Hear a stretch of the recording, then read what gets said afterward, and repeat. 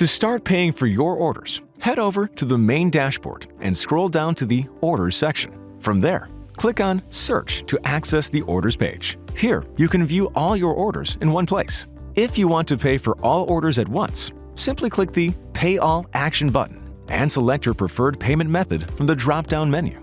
On the other hand, if you only want to pay for specific orders, select those orders and click Pay All. You can then choose the default payment method on file from the drop-down menu. Once you've made your selection, click Continue to proceed to the payment details of the selected orders. You can also pay for the order directly within the order itself. Locate the order you want to pay for and click on View to access the order details. Once you're inside the order, scroll down to the Pay Line Item section. Here you'll see all the items you need to pay for. To pay for the items, simply click on the Pay button next to each line item.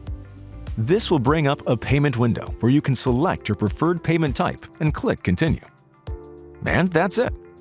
Once you've submitted your payment, the order will be marked as paid.